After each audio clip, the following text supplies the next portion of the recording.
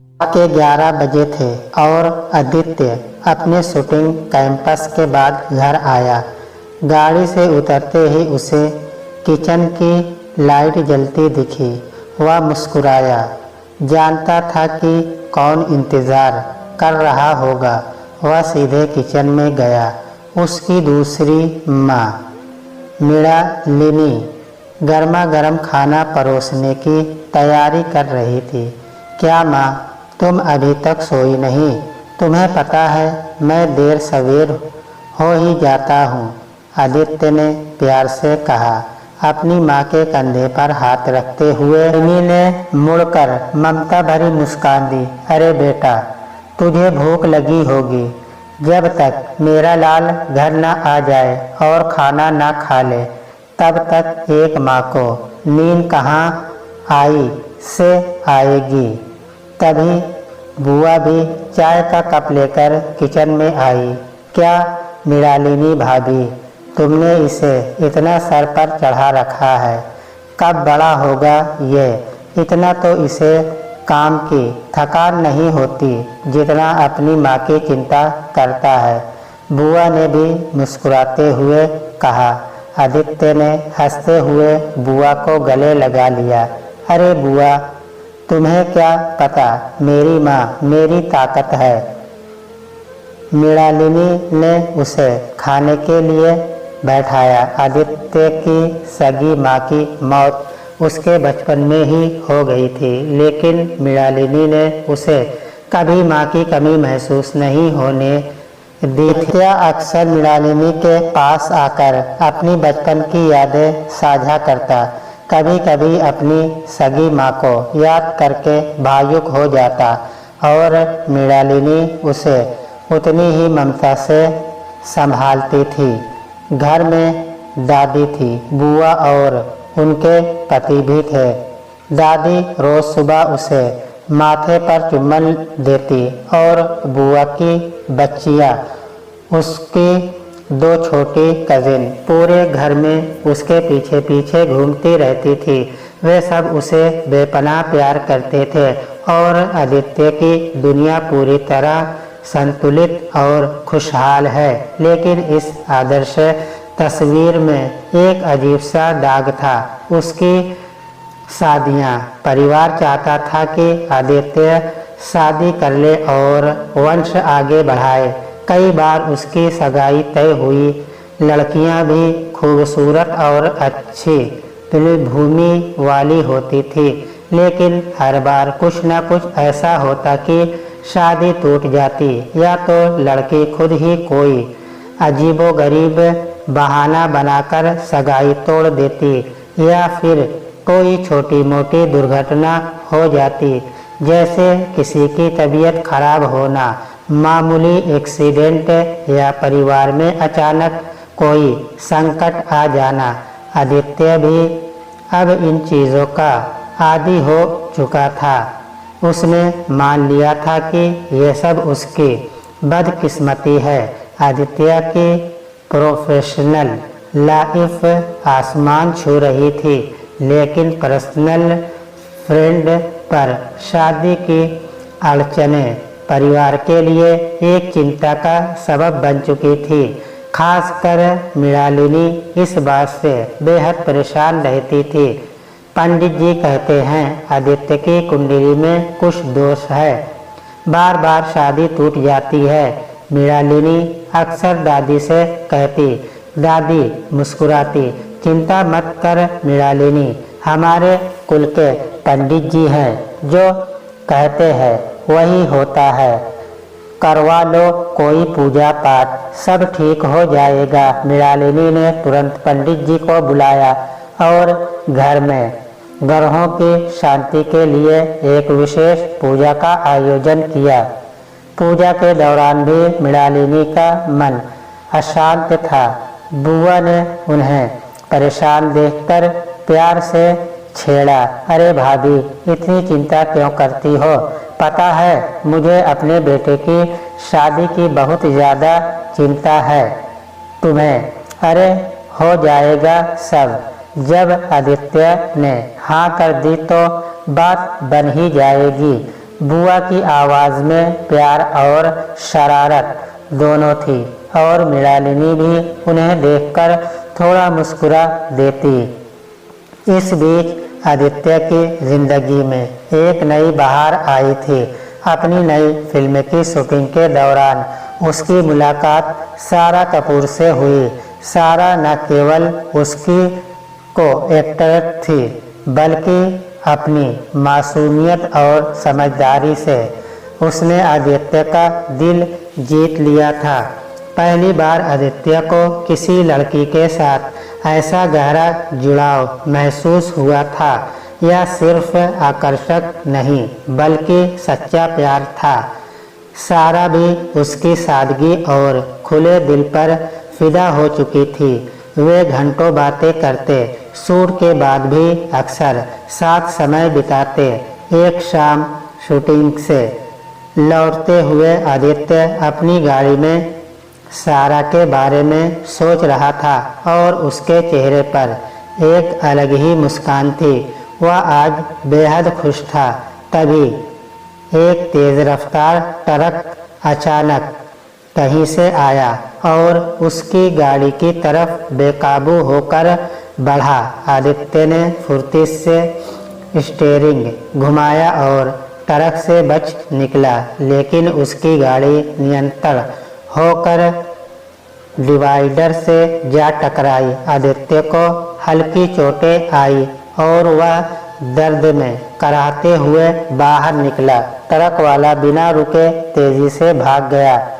घर पहुंचते ही परिवार के लोग उसे देखकर चिंतित हो उठे। हे भगवान, बेटा ठीक तो है ना? तू? मृणालिनी ने घबराकर उसे गले लगा लिया। मैंने कहा था ना, ग्रह खराब चल रहे हैं। ये सब उसी का असर है। शुक्र है भगवान का तू बच गया, दादी ने चिंता से कहा। बुआ और उनके पति भी तुरंत पास आ गए। अरे आजकल के ड्राइवर भी बस कहीं भी घुस जाते हैं। तेरी गाड़ी तो ठीक है ना बेटा? बुआ के पति ने गाड़ी की तरफ देखते हुए पूछा। कोई बात नहीं बेटा, गाड़ी भी एक तरह की मशीन ही होती है, कभी भी बिगड़ सकती है, बुआ ने सांत्वना दी। आदित्य ने कंधे उचका दिए। बस वही किस्मत अच्छी थी, बच गया। वह अभी भी अपनी नई मिली खुशी और सारा के ख्यालों में डूबा हुआ था। आदित्य और सारा का प्यार परवान चढ़ रहा था। वे दोनों अक्सर देर रात तक फोन पर बातें करते, अपनी शूटिंग के किस्से सुनाते और भविष्य के सपने बुनते। आदित्य के परिवार को भी सारा बेहद पसंद आने लगी थी। मृणालिनी को खुशी थी कि आदित्य को आखिरकार कोई मिल गया है। बुआ और उनके पति भी सारा की तारीफें करते नहीं थकते थे। आदित्य ने सोचा इस बार उसकी शादी हो ही जाएगी। कुछ दिनों बाद आदित्य अपनी एक फिल्म के एक्शन सीन की शूटिंग कर रहा था। सीन में उसे एक ऊंची जगह से कूदना था और नीचे सुरक्षा के लिए गद्दे लगाए गए थे, लेकिन जैसे ही आदित्य कूदा, गद्दे अपनी जगह से थोड़े खिसके हुए थे। आदित्य जमीन पर गिरा और उसके टखने में तेज मोच आ गई। कूद के लोग तुरंत दौड़ पड़े। डायरेक्टर चिंतित थे। आदित्य, तुम ठीक हो? मुझे लगा गड्ढे ठीक से लगे हुए थे। आदित्य दर्द से कराहते हुए उठा। हाँ, मैं ठीक हूँ, बस टखने में चोट आ गई। शूटिंग में ऐसी छोटी मोटी चूक हो ही जाती है। घर पहुँचने पर परिवार ने उसे तुरंत डॉक्टर के पास ले जाने की जिद की। मृणालिनी ने उसके टखने पर पट्टी बांधते हुए कहा, बेटा अपना ध्यान रखा कर। मैंने कहा था ना, आजकल तेरे ग्रह थोड़े ठीक नहीं चल रहे। पूजा कर ले, बुआ ने भी प्यार से कहा, अरे भाभी, ये शूटिंग का काम ही ऐसा है, चोट लगना तो आम बात है, शुक्र है कोई बड़ी चोट नहीं लगी। एक और दिन जिसमें वर्कआउट करते हुए आदित्य ट्रेडमिल पर तेजी से दौड़ रहा था। अचानक ट्रेडमिल की गति असामान्य रूप से बढ़ गई और वह संतुलन खो बैठा। वह ट्रेडमिल से नीचे गिर गया और उसके कंधे में खरोंच आ गई। जिम का स्टाफ तुरंत आया। अरे सर, पता नहीं कैसे मशीन खराब हो गई। जिम के मैनेजर ने घबराकर कहा, कोई बात नहीं। आदित्य ने दर्द में कंधे को पकड़ा, कभी कभी हो जाता है। इस घटना के बाद भी परिवार ने उसकी खूब देखभाल की। मृणालिनी ने गर्म दूध में हल्दी डालकर दी। दादी ने नज़र उतारने के लिए मंत्र पढ़े और बुआ की बच्चियां उसके पास आकर बैठ गई। पूछती रही कि मामा को दर्द तो नहीं हो रहा। आदित्य को पता था कि उसका परिवार उससे बहुत प्यार करता है और उसे दर्द में नहीं देख सकता, इसलिए जब भी उसे छोटी मोटी चोट लगती वे लोग तुरंत चिंता में आ जाते थे और इसीलिए आदित्य कोशिश करता था कि परिवार वालों को उसकी शूटिंग पर अगर कोई हादसा हुआ तो उसके बारे में न पता चले, लेकिन फिर भी परिवार वाले उसको बहुत प्यार करते थे, इसलिए उसकी छोटी सी चोट पर भी वह लोग परेशान हो जाते थे। आदित्य की जिंदगी अपनी नई फिल्म के प्रीमियम और सारा के साथ अपने भविष्य के सपनों से भरी हुई थी। उसने हाल ही में सारा को शादी के लिए प्रपोज किया था और सारा ने खुशी खुशी हाँ कर दी थी। परिवार भी इस रिश्ते से बेहद खुश था। घर में जश्न का माहौल था। एक दिन आदित्य अपने बंगले के स्विमिंग पूल में आराम से तैर रहा था। यह उसका रोज का रूटीन था जिससे उसे बहुत सुकून मिलता था। पुल के किनारे रखी एक कुर्सी पर उसका फ़ोन बज रहा था। शायद सारा का फ़ोन था। आदित्य तैरते हुए किनारे की ओर बढ़ा फ़ोन उठाने के लिए। जैसे ही उसने पूल से बाहर निकलने के लिए सीढ़ियों पर पैर रखा, अचानक उसे एक तेज बिजली का झटका महसूस हुआ। दर्द की एक लहर उसके शरीर से गुजर गई। आदित्य ने छटपटाने की कोशिश की, लेकिन उसका शरीर बेजान होता जा रहा था। पूल के पानी में एक तेज करंट दौड़ रहा था। उसकी आंखें खुली थी, लेकिन उनमें से जीवन धीरे धीरे निकल रहा था। वह कुछ समझ नहीं पाया कि क्या हो रहा है या ये कैसे हुआ।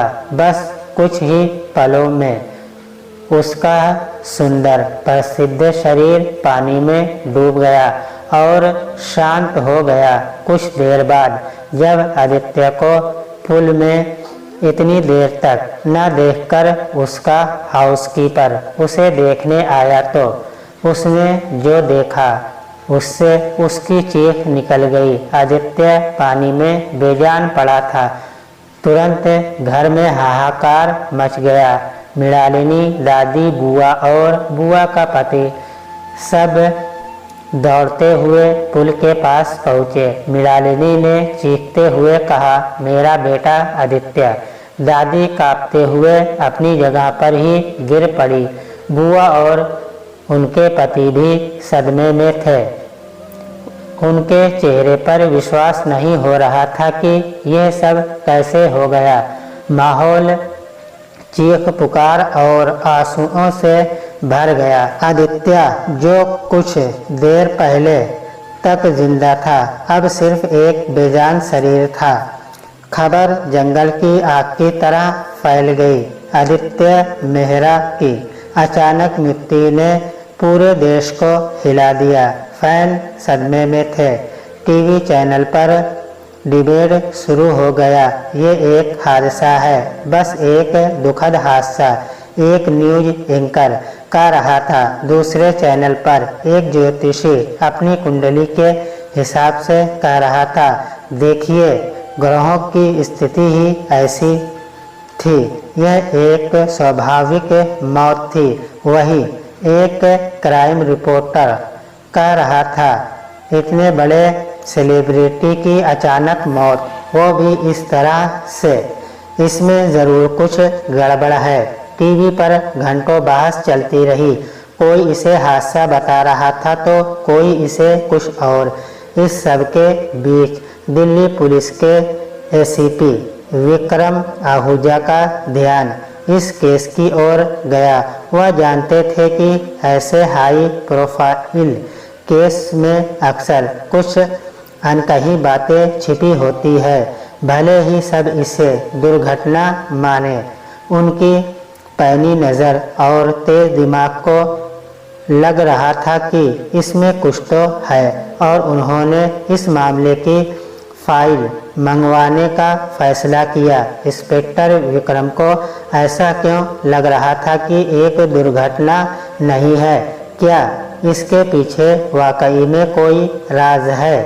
यही इंस्पेक्टर विक्रम की गलतफहमी है। आदित्य मेहरा की अचानक मौत की खबर ने देश भर में सनसनी फैला दी थी। आदित्य मेहरा अपनी फीमेल फैंस के बीच में बहुत फेमस था और हर शहर में उसके बहुत दीवाने थे। दिल्ली में अपने दफ्तर में बैठे एसीपी विक्रम आहूजा ने भी टीवी पर चल रही बहसों को देखा। विक्रम दिखने में भले ही आम आदमी जैसे लगते थे, पर उनका दिमाग किसी बात से भी तेज था।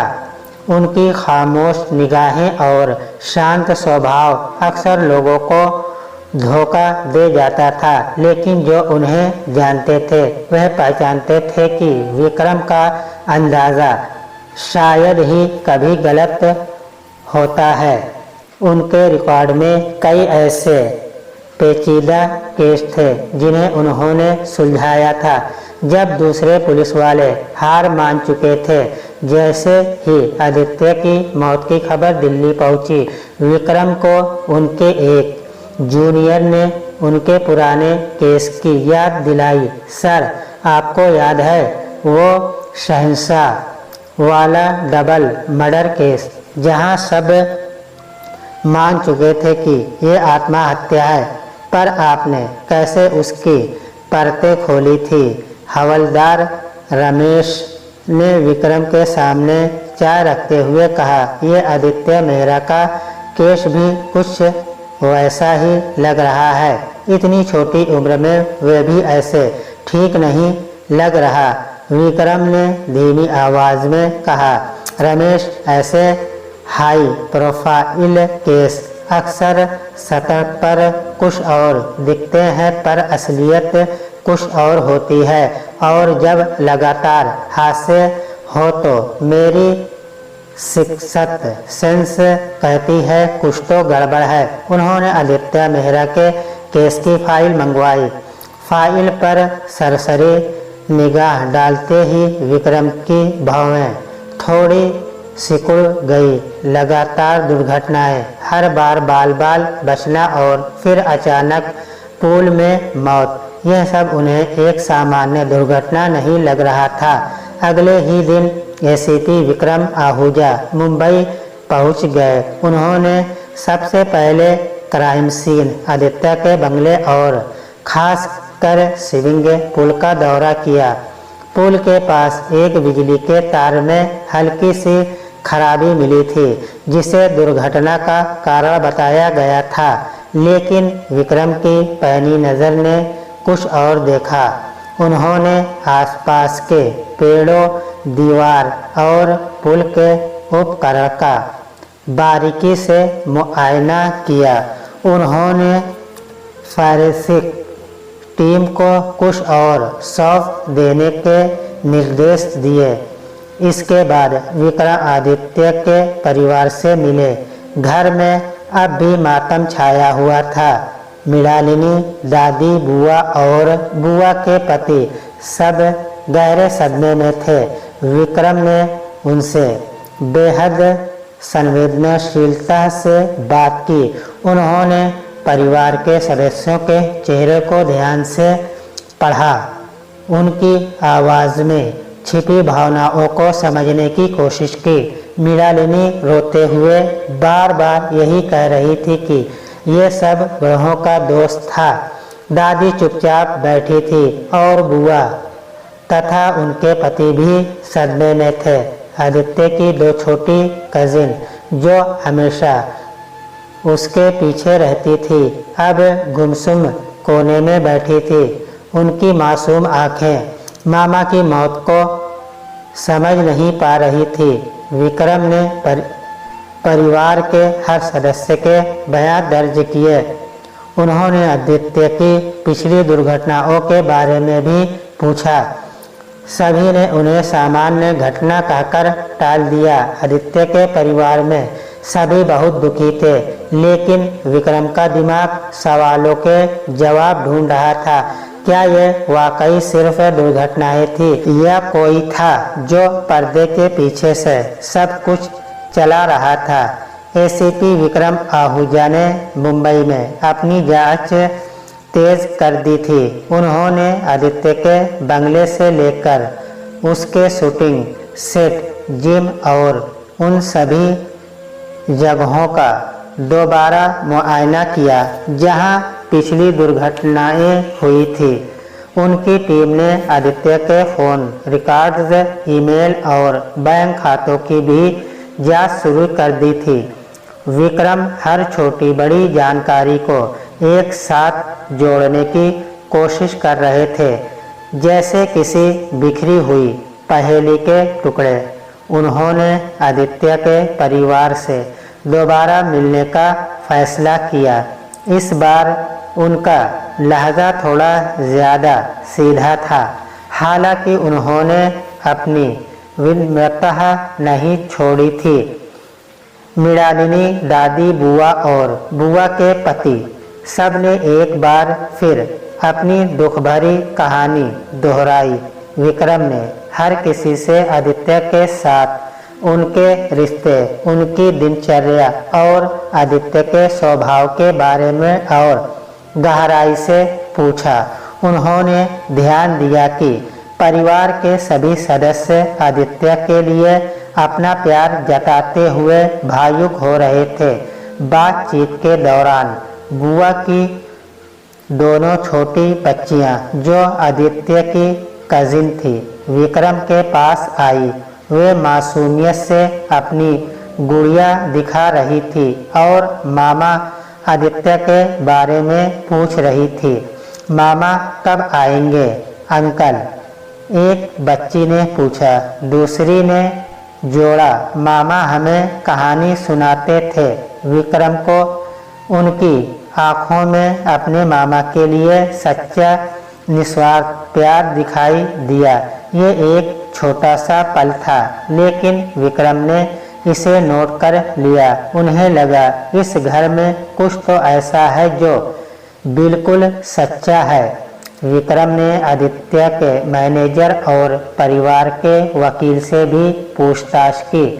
मैनेजर ने आदित्य के काम और हालिया प्रोजेक्ट के बारे में बताया। जब विक्रम ने वकील से आदित्य के आर्थिक मामलों और प्रॉपर्टी के बारे में पूछा तो वकील ने कुछ ऐसी जानकारी दी जिससे विक्रम के चेहरे पर हल्की सी शिकन आ गई। वकील की बातें सुनने के बाद विक्रम कुछ देर खामोश रहे, जैसे किसी गहरे विचार में डूब गए हो। उन्होंने वकील से और भी कुछ दस्तावेज उपलब्ध कराने को कहा। ये जानकारी क्या थी, यह अभी किसी को पता नहीं चला, लेकिन विक्रम के दिमाग में एक नया सुराग चमक उठा था। उन्हें यह भी पता चला कि बुआ और उनके पति का बिजनेस हाल ही में कुछ खास नहीं चल रहा था और वे पैसों की तंगी से जूझ रहे थे। ये जानकारी भी विक्रम ने अपने पास दर्ज कर ली। हालांकि इन नई जानकारियों से अभी किसी पर सीधा शक नहीं जा रहा था। मृणालिनी जो आदित्य की इतनी अच्छी देखभाल करती थी और बुआ पति भी हमेशा उसके करीबी रहे थे। विक्रम जानते थे कि एक सेलिब्रिटी परिवार में पैसे और रिश्तों का जाल अक्सर बहुत उलझा हुआ होता है। उन्हें कोई ठोस सबूत नहीं मिल रहा था जो इन दुर्घटनाओं को किसी साजिश से जोड़ सके। अब इंस्पेक्टर विक्रम का अगला कदम क्या होगा? एसीपी विक्रम आहूजा ने वकील से मिले जानकारी को अपने दिमाग में घुमाना शुरू कर दिया था। वह जानते थे कि हर बड़ा अपराध कहीं न कहीं पैसे या रिश्ते के गहरे जाल में जुड़ा होता है। उन्होंने अपनी टीम को मृणालिनी और बुआ के पति दोनों के पिछले वित्तीय रिकॉर्ड खंगालने का निर्देश दिया। वह देखना चाहते थे कि उनकी आर्थिक स्थिति आदित्य के जीवन में आने के बाद कैसे बदली थी या हाल के दिनों में उनमें क्या बदलाव आए थे। विक्रम ने उन कॉन्ट्रैक्टर्स और वर्कर्स से भी पूछताछ की जिन्होंने आदित्य के पुल और बंगले में हाल ही में कोई काम किया था। उन्होंने खासकर उस इलेक्ट्रीशियन पर ध्यान दिया जिसने कथित तौर पर पुल की वायरिंग में खराबी ठीक की थी। इलेक्ट्रीशियन ने बताया कि उसने सब कुछ ठीक कर दिया था और कोई बड़ी खराबी नहीं थी। यह बात विक्रम को अखर रही थी। अगर खराबी नहीं थी तो करंट कैसे आया? इस बीच मृणालिनी ने घर में आदित्य की आत्मा की शांति के लिए एक बड़ा हवन और भंडारा रखा था। पूरा परिवार और इंडस्ट्री के कई लोग मौजूद थे। मृणालिनी बहुत भावुक दिख रही थी।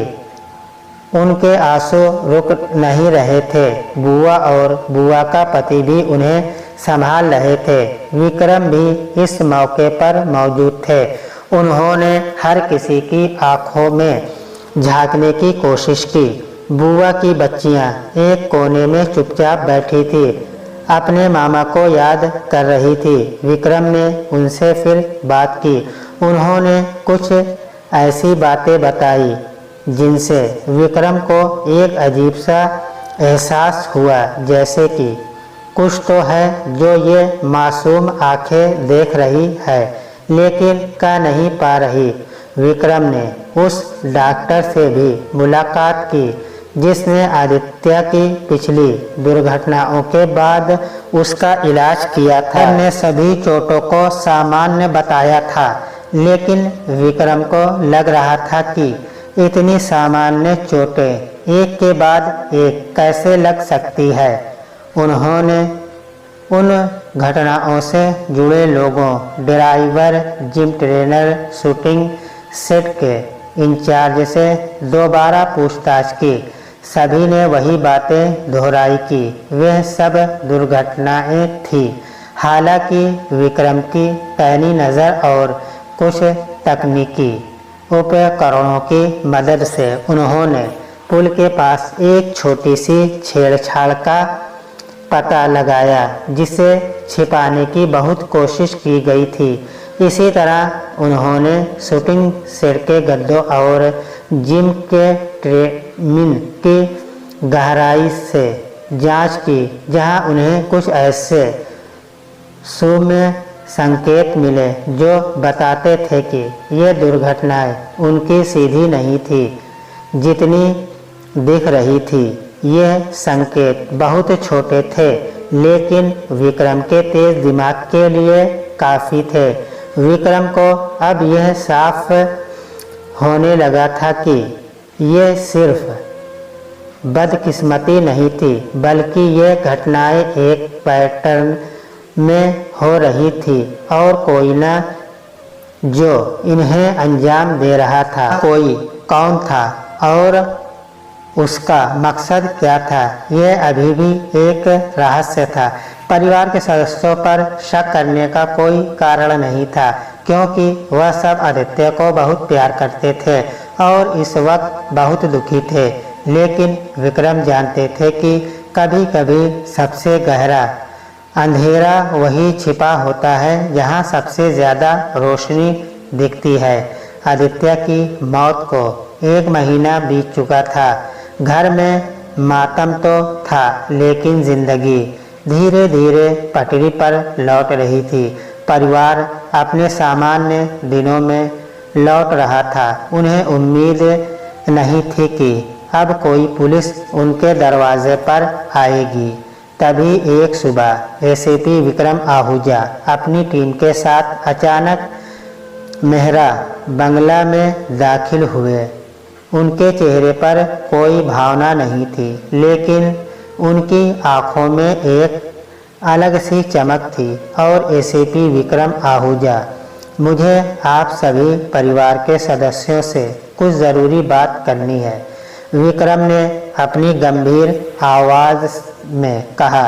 मृणालिनी, दादी, बुआ और बुआ का पति सब हैरान रह गए। मृणालिनी ने आगे बढ़कर कहा, क्या बात है इंस्पेक्टर साहब, हमने तो सारी जानकारी पहले ही दे दी थी। आप सब यही हाल में इकट्ठा हो जाइए, विक्रम ने कहा।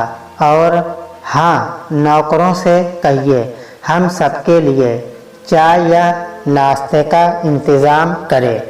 परिवार के सदस्य एक दूसरे को देख रहे थे, लेकिन विक्रम के शांत गृह लहजे के आगे कोई कुछ नहीं बोला।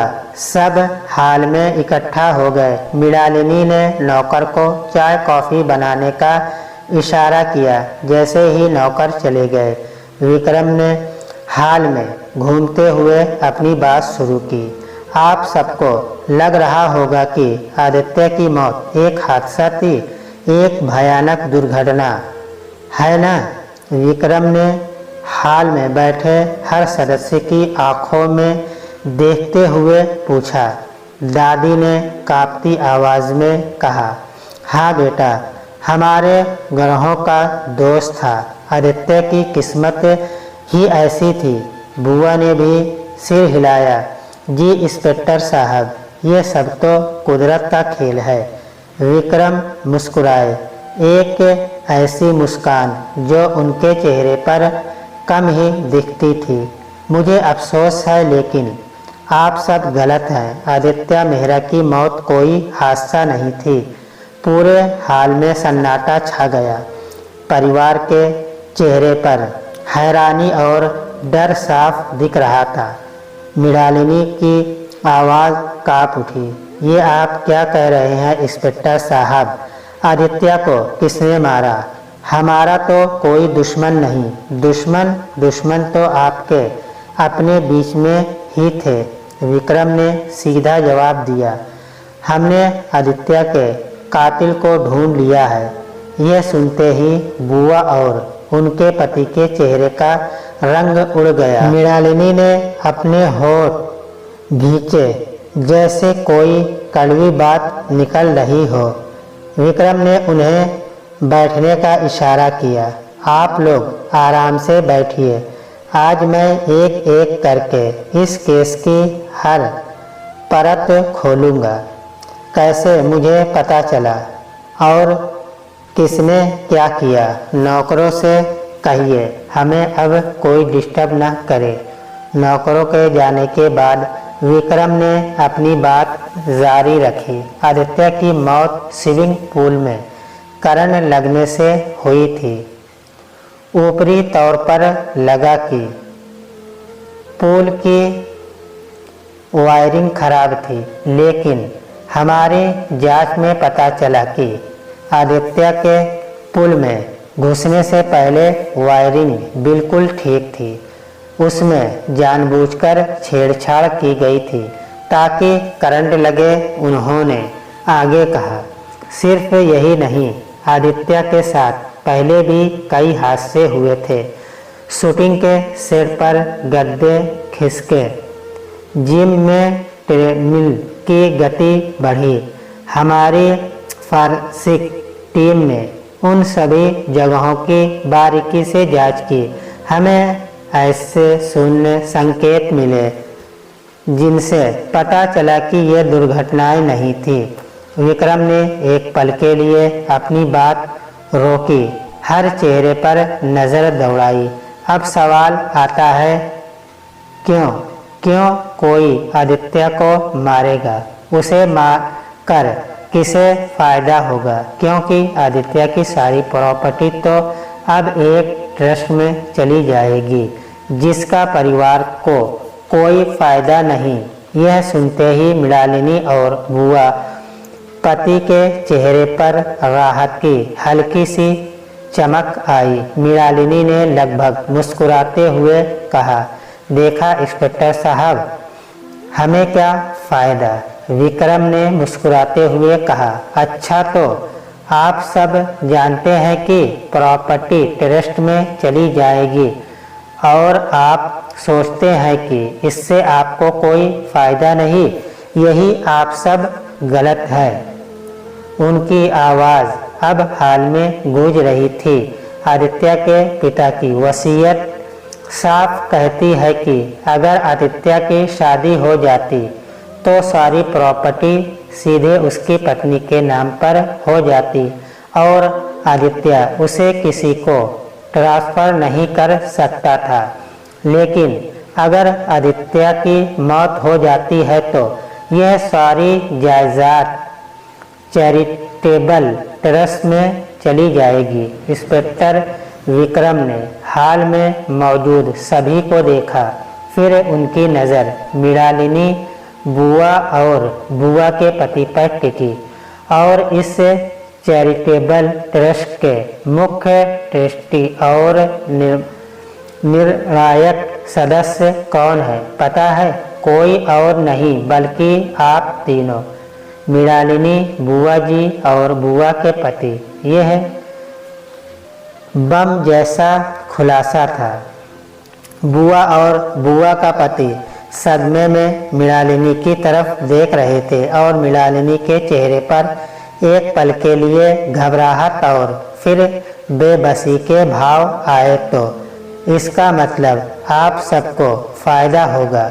विक्रम ने अपनी आवाज़ तेज की, मृणालिनी जी, आपको लगा था कि आदित्य की शादी होते ही आप प्रॉपर्टी पर अपना नियंत्रण खो देंगी, इसलिए आप उसे शादी करने से रोकना चाहती थी। आपने ही आदित्य की पिछली सगाई वाली लड़कियों के साथ हादसे करवाए ताकि शादी टूट जाए, और जब आदित्य को सारा मिली और उसने शादी के लिए हाँ कर दी तो आपने उसे रास्ते से हटाने का प्लान बनाया। पुल वाला हादसा आपकी ही साजिश थी जिसके लिए आपने लोगों को पैसे दिए। मृणालिनी का चेहरा पीला पड़ गया। वह कुछ कहने के लिए मुंह खोल रही थी पर आवाज़ नहीं निकल रही थी। तभी बुआ उछल पड़ी, नहीं, ये क्या कह रहे हो इंस्पेक्टर? मृणालिनी भाभी, हम तो तुम्हें सीधा साधा समझते थे, तुम इतनी गिरी हुई हो। तुमने आदित्य को मार दिया। दादी, जो अब तब खामोश बैठी थी, बिलख उठी। मृणालिनी, अगर तुझे कुछ चाहिए था तो मुझसे कहती। मेरे पोते को क्यों मार दिया तूने? क्यों इंस्पेक्टर साहब? विक्रम ने दादी को शांत होने का इशारा किया। दादी जी, आप थोड़ा रुकिए, कहानी अभी बाकी है। उनकी नज़र अब बुआ और उनके पति पर थी। बुआ जी और आपके पति, आप दोनों भी इसमें शामिल थे। आप लोगों को लगा कि मृणालिनी सीधे सादी है और दादी बूढ़ी हो चुकी है। आदित्य मर जाता तो सारी प्रॉपर्टी ट्रस्ट में जाती और आप भी उसके निर्णायक सदस्य बन जाते, जो आपके लिए सीधा फायदा था। आपने ही आदित्य पर जानलेवा हमले करवाए थे, विक्रम ने कहा।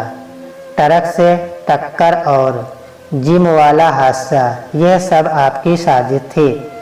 आपने अलग लोगों को पैसे देकर ये काम करवाए ताकि आदित्य तुरंत मर जाए और ट्रस्ट जल्द से जल्द आपके हाथ में आ जाए। आप दोनों अलग अलग चल रहे थे, लेकिन मकसद एक ही था, आदित्य की मौत। बुआ और उनके पति के चेहरे पर अब कोई बहाना नहीं था, सिर्फ डर और पछतावा था। पूरा घर सन्नाटे में डूब गया। बुआ की छोटी बच्चियां कोने में सहमी हुई बैठी थी, अपने परिवार के काले सच को देख रही थी। उनका प्यारा मामा उनके ही परिवार के लालच का शिकार हुआ था। आप तीनों को आदित्य मेहरा की हत्या और साजिश के आरोप में गिरफ्तार किया जाता है, विक्रम ने अपनी टीम को इशारा करते हुए कहा। हथकड़ियाँ खनक उठी। आदित्य की मौत का रहस्य खुल चुका था। मेहरा बंगले में अब सिर्फ मातम नहीं था, बल्कि विश्वासघात का कड़वा सच गूंज रहा था। एसीपी विक्रम आहूजा की टीम ने मृणालिनी बुआ और बुआ के पति को गिरफ्तार कर लिया। उनके चेहरे पर अब कोई दिखावा नहीं था, बस कपड़े पकड़े जाने का डर और शर्मिंदगी थी। दादी, जो इतने दिनों से अपने पोते की मौत का मातम मना रही थी, इस खुलासे से पूरी तरह टूट चुकी थी। उनका परिवार जिस पर उन्हें इतना गर्व था, लालच और धोखे की दलदल में फंसा निकला। वह वही हाल में बैठी रही। उनकी आंखों से आंसू रुकने का नाम नहीं ले रहे थे। उन्हें विश्वास ही नहीं हो रहा था कि जिन लोगों को उन्होंने अपना माना, वे उनके पोते के कातिल निकले। बुआ की दोनों छोटी बच्चियां कोने में सहमी हुई बैठी थी। उन्हें समझ नहीं आ रहा था कि उनके प्यारे मामा अब कभी नहीं आएंगे और उनके माता पिता और दूसरी माँ जिनसे उन्हें प्यार मिला था, वे अब पुलिस की हिरासत में जा रहे हैं। उनकी मासूम आंखों में सवाल और डर साफ दिख रहा था, जो इस त्रसदी को और भी मार्मिक बना रहा था। वे दोनों ही आदित्य को निस्वार्थ प्यार करती थी और अब उनके सामने उनके परिवार का काला सच आ गया था। मीडिया में यह खबर आग की तरह फैल गई। आदित्य मेहरा की मौत का रहस्य खुल चुका था। टीवी चैनल और अखबारों में मेहरा परिवार की सच्ची कहानी हेडलाइन बनी हुई थी। जनता, जो पहले आदित्य की मौत को एक दुर्घटना मान रही थी, अब इस भयावह साजिश को सुनकर हैरान थी। आदित्य के फैन सदमे में थे, लेकिन अब उन्हें यह जानकर थोड़ी तसल्ली मिली कि उनके चहेते सितारे को न्याय मिलेगा। अदालत में मुकदमा चला।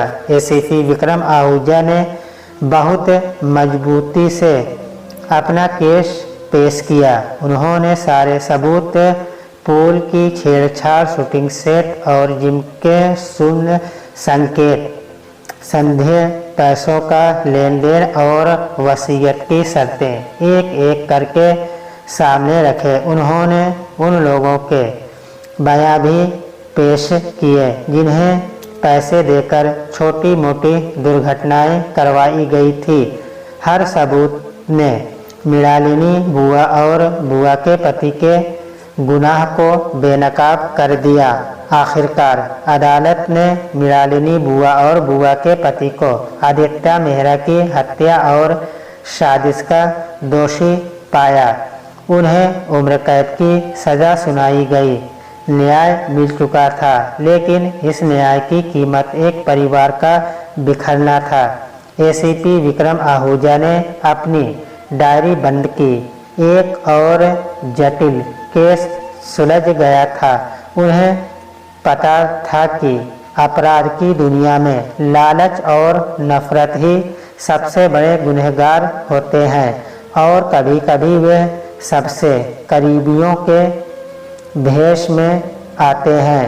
मेहरा परिवार की कहानी एक दुखद सबक थी कि कैसे बाहरी चमक दमक के पीछे गहरा अंधेरा छिपा हो सकता है। आदित्य की विरासत, जो अब चैरिटेबल ट्रस्ट के बजाय सीधे उनके नाम पर होनी चाहिए थी, अब सरकारी ट्रस्टियों के हाथों में चली गई ताकि इसका सही इस्तेमाल हो सके। आदित्य की प्रेमिका सारा अपने प्यार के इस दुखद अंत से टूट चुकी थी, लेकिन उसे यह तसल्ली थी कि आदित्य को न्याय मिल गया था। मेहरा बंगला, जो कभी हंसी खुशी और प्यार से गुलजार था, अब एक खाली और सन्नाटे भरा घर बन चुका था, जिसमें सिर्फ विश्वासघात की गूंज थी और कुछ मासूम दिलों का सच्चा दर्द।